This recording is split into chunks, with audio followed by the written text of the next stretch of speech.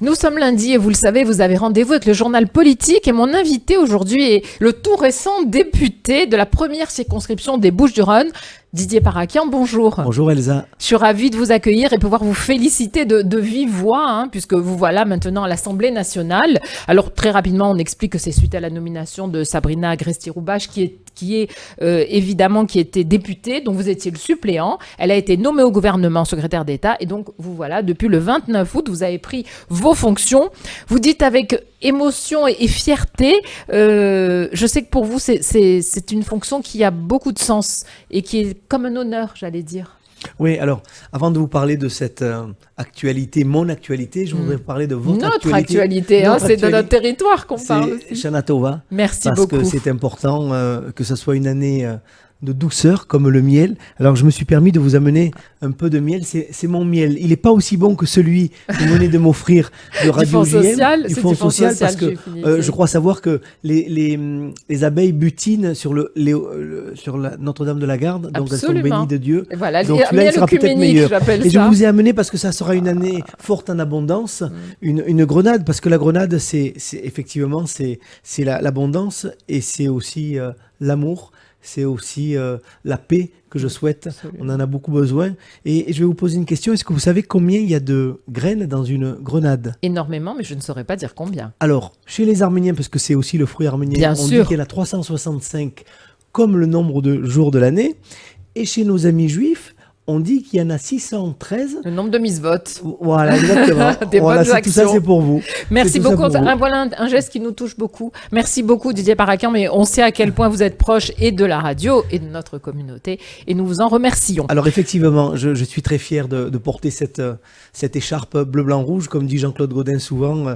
Didier, tu seras un bon député. C'est Martine Vassal qui m'a fait un très bel hommage, et elle me dit nous allons perdre un grand vice-président de la métropole. Métropole, bien sûr. J'ai dû rendre mon mandat de vice-président à l'international, mais nous allons gagner, la France va gagner un grand député. En tout cas, je vais donner le meilleur de moi-même, toujours avec humilité, détermination, conviction, pour porter mes combats, pour porter mes valeurs et pour défendre Marseille. En tout cas, c'est vraiment une fierté. Je suis allé voir la nouvelle ministre, un secrétaire d'État en charge de la ville. Alors, quand je suis rentré dans son bureau, c'est quand Sabrina même Roubache, Sabrina, c'est assez émouvant parce que vous voyez les photos d'anciens ministres de la ville. Je pense bien sûr à Jean-Claude Gaudin, qui l'a été en 96.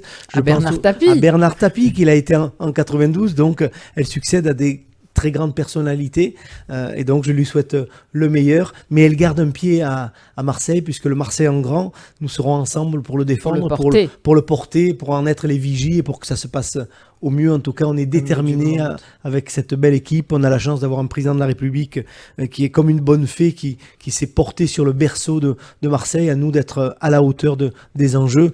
Être capitale de l'Euro-Méditerranée, c'est des choses qui me parlent. Et donc, voilà, je commence. Je suis monté à Paris C'était le 29 août, vous avez pris vos fonctions le 29 août. Donc, toutes les semaines, vous y serez à peu près, vous avez organisé votre emploi du temps, mardi, mercredi ? Oui, mardi, mercredi, je rentrerai jeudi. Donc, j'ai récupéré la mallette. J'ai récupéré ma place, le bureau, la place dans l'hémicycle qui est bien placée. Je suis moi aussi chanceux puisque je serai juste au-dessus du gouvernement. Et donc, c'est bien pour un jeune député, un nouveau député. Et donc, voilà, j'ai tous les outils pour réussir. Il n'y a plus qu'à, comme on dit. Il n'y a plus qu'à. Et paraît-il que la coutume fait que les nouveaux députés peuvent poser une question au gouvernement. Donc, je suis en train de préparer cela. Ça sera sans doute un grand moment, mais j'y reviendrai. On va en parler évidemment. Alors, c'est vrai que tout le monde le sait, vous êtes très sensible aux questions qui sont relatives à l'économie, à l'emploi, à l'attractivité du territoire, au développement durable et à l'innovation. Vous avez bien sûr les différentes charges dont vous avez été honoré jusqu'à maintenant la députation. On assiste aujourd'hui à une inflation galopante, même si elle a un petit peu ralenti cet été. On sait qu'elle pénalise les ménages. Des mesures sont prises par le gouvernement. On attend encore, puisqu'il y a un plan pauvreté qui va être dévoilé plus en détail. Qu'est-ce que vous aimeriez, vous ? Quelle proposition vous aimeriez porter ou accompagner avec le gouvernement ?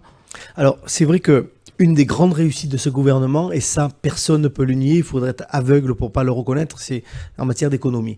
La France, je me rappelle les années 81, c'était le président Mitterrand qui disait « on a tout essayé contre le chômage et on n'y arrive pas ». Mais là, je peux vous dire que 2 millions d'emplois ont été créés en 5 ans, le taux de chômage est passé de 9% à 7%. Alors il faut continuer. On peut faire toujours mieux, évidemment. L'objectif, c'est d'arriver à 5% et de créer le plein emploi, puisqu'on dit que 5%, c'est le plein emploi. Et donc, on est quand même devenu, on a la croissance en Europe la plus forte devant l'Italie, devant l'Espagne et devant celui qui a toujours été notre concurrent, devant l'Allemagne. Et puis aussi, on est devenu la place financière la plus importante d'Europe. On est passé même devant Londres. On est devenu aussi le lieu où les investisseurs étrangers viennent en France pour investir. Il y a on a réindustrialisé la France et on a stoppé ce mouvement de délocalisation. Aujourd'hui, la tendance est à relocaliser. Et d'ailleurs, je vais faire en sorte de me battre pour ce Made in France, fabriqué en France, défendre nos couleurs en France. On est devenu aussi, je dirais à l'image d'Israël, une start-up nation, puisque l'innovation est un des thèmes les plus forts pour notre président. Absolument, mais malgré cela, on a une pauvreté galopante, on a une inflation galopante. Aujourd'hui, on attend des mesures comme celles qui viennent d'être prises par le gouvernement de pouvoir vendre à perte pour les grandes surfaces, quand je parle évidemment de l'essence. Mais d'ailleurs, pour l'inflation, il faut faire face à tout ça. Effectivement, l'inflation, vous l'avez vu, a été très forte. Maintenant, un pic a été atteint. Cet été, elle a légèrement... Et le ministre de l'économie, Bruno Le Maire, le disait, le plus dur est derrière nous. Dans son discours de rentrée, il disait que la France n'a pas à rougir de ses succès. Bien sûr, il continue... Vous savez, pour l'inflation, en Europe, pour les énergies, pour le gaz, pour l'électricité, grâce à ce bouclier qui a été mis en place, absolument, les Français ont été protégés par rapport à d'autres. Mais combien de temps, il faut continuer. C'est pour ça qu'aujourd'hui, on se bat pour que les grandes surfaces puissent, pendant quelques mois, pendant 6 mois, vendre à perte, et ce qui va être fait et accepté pour pouvoir vendre l'essence à perte, et les Français vont aussi en profiter. Le gros problème de la France aujourd'hui, c'est la dette abyssale, et c'est le problème local. Alors, on a répondu, vous venez de le dire, on a répondu à des obligations, évidemment, et de façon positive, mais là, on a quand même cette histoire de la dette. Effectivement, mais moi, j'ai toujours dit que cette politique du quoi qu'il en coûte, qui a coûté à la France, mais je préfère des entreprises endettés qui doivent rembourser des PGE plutôt que des entreprises qui sont en mort chronique et qui sont en dépôt de bilan. Donc je pense que cette dette, vous voyez, quand on fait un choix très fort pour les entrepreneurs de baisser l'impôt sur les sociétés, et je sais qu'il y a beaucoup d'amis juifs qui sont entrepreneurs, de 33% à 25%.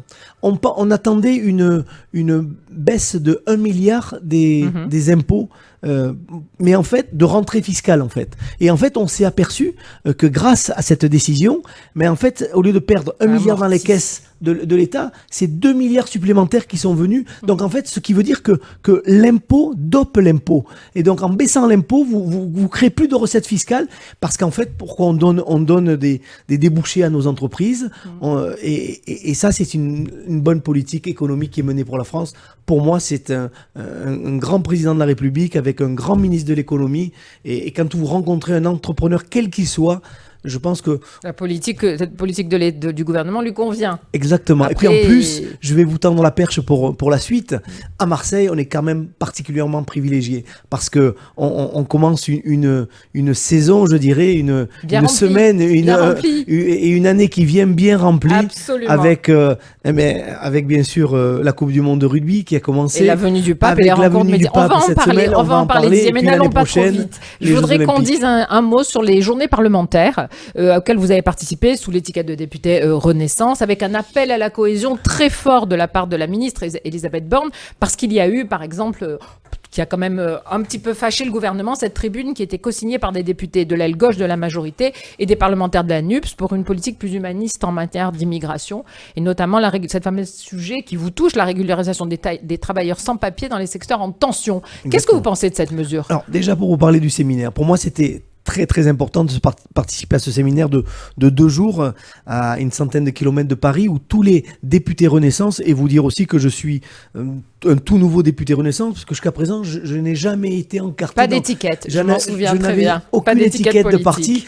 mais là, par loyauté vis-à-vis de ma ministre, c'était normal que je prenne l'étiquette, son étiquette, l'étiquette Renaissance. Et donc, j'ai rencontré les 170 députés et j'ai pu rencontrer aussi l'ensemble du gouvernement et la première ministre qui m'a accueilli les bras ouverts, parce que quand vous dites que vous venez de Marseille, tout le monde a le sourire. Alors, pour en revenir à l'immigration, parce que c'est aussi un des thèmes très importants. Oui. D'ailleurs, ce texte va passer en novembre au Sénat et je pense qu'en début d'année, il passera à l'Assemblée nationale.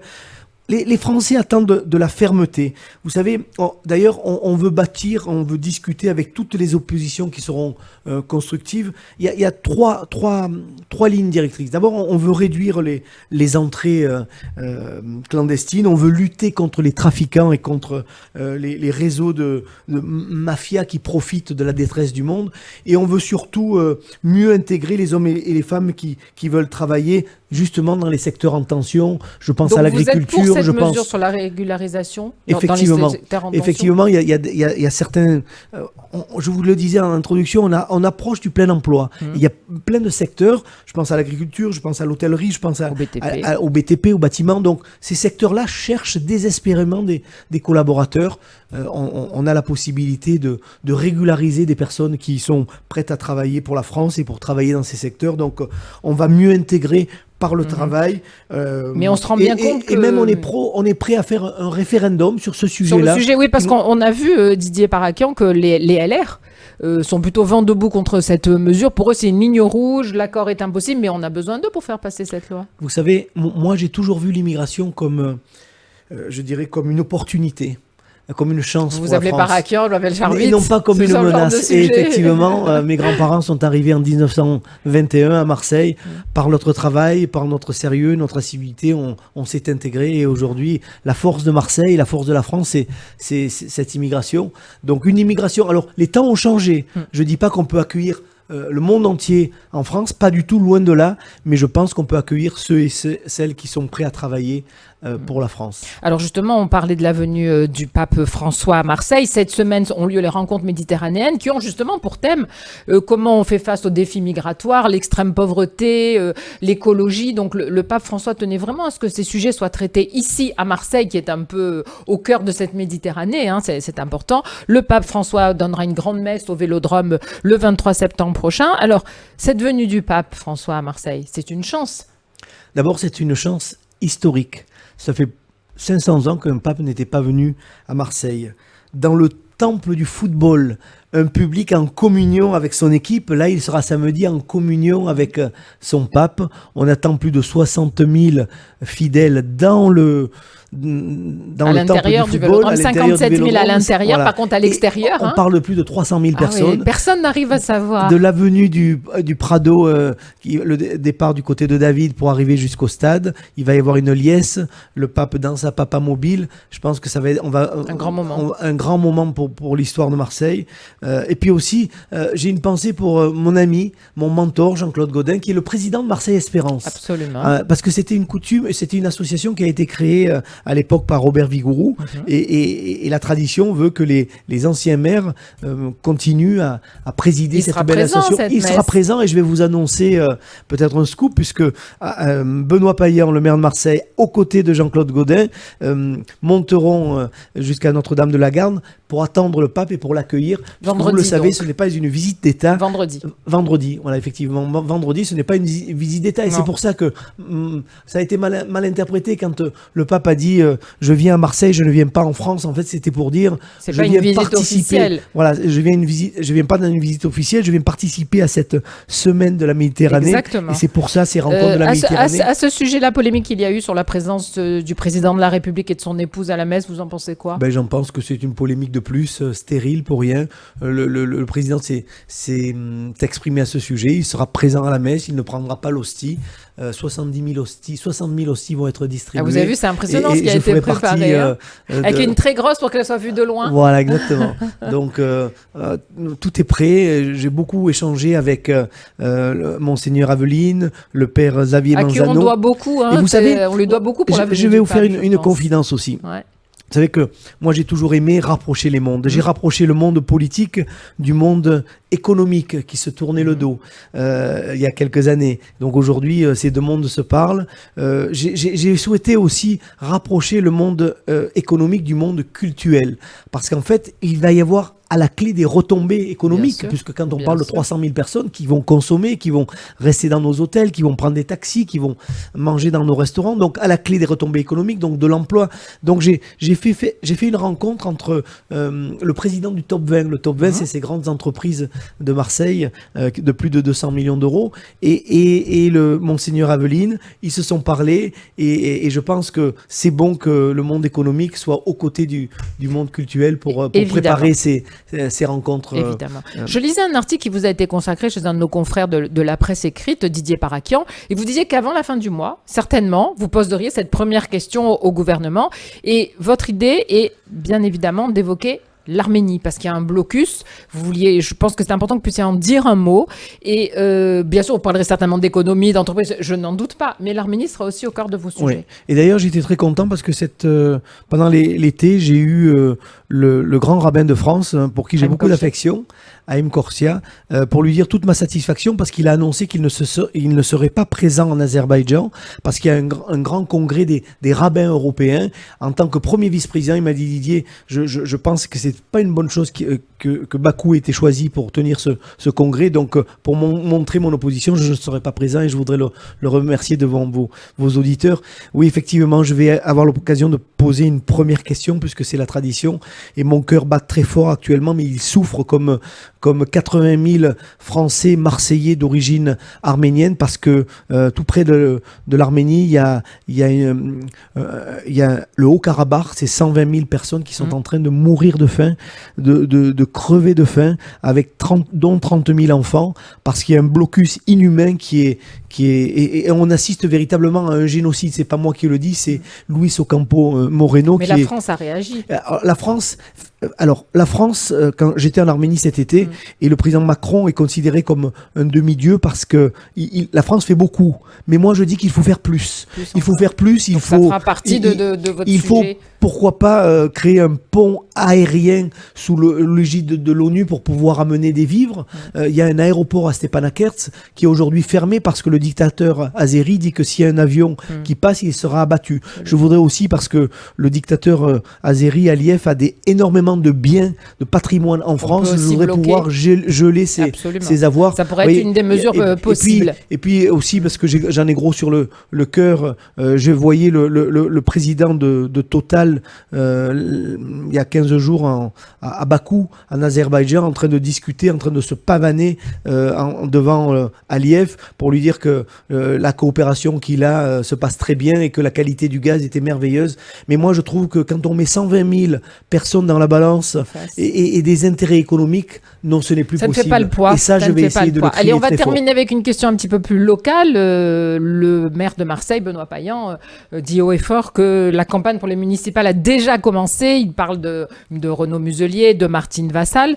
Est-ce que vous ne pensez pas que Sabrina Agresti-Roubache aimerait aussi prendre part à cette campagne? Alors c'est un peu tôt évidemment, mais sa position, ce qu'elle a fait, ce qu'elle a réussi, députée, ministre, la pose quand même dans une bonne place pour cette campagne municipale. Alors Didier Parakian. C'est vrai que la politique que mène le maire de Marseille, ce n'est pas nos choix. Ce n'est pas la façon dont on voit l'avenir de Marseille qui, aujourd'hui, je dirais, décline. Pour répondre à votre question et en toute transparence, je pense que nous ne sommes pas prêts pour choisir, pour parler de la personne qui sera la candidate ou le candidat qui va défendre nos couleurs. Je pense qu'il y a une priorité, c'est d'abord le rassemblement de la droite, je dirais, forte à la gauche centrale. parce qu'en fait, l'union sacrée, c'est la condition sine qua non de la réussite. Ça sera le premier temps. Et ensuite, dans le deuxième temps, il faudra réfléchir à un projet commun que nous porterons. Et enfin, viendra le temps du choix de la candidate. Mais elle serait une bonne candidate. Mais effectivement, elle fait partie des candidats, comme pourrait faire partie Renaud Muselier, Martine Vassal, et pourquoi pas d'autres. Non, mais cette dimension nationale fait que député, ministre, ça lui donne une certaine légitimité. Vous êtes d'accord avec moi, Didier? On est d'accord, comme d'autres. Mais viendra le temps du choix de la candidate. Mais pour l'instant, c'est bien trop tôt. Mais c'est vrai que on voit bien qu'à droite, ils ont commencé à se rassembler, les LR. Il y a un vrai rassemblement large qui se fait. C'est très important parce que vous savez, la défaite que nous avons eue il y a 3 ans déjà, elle nous reste en travers de la gorge et la défaite sans unité, pas de victoire.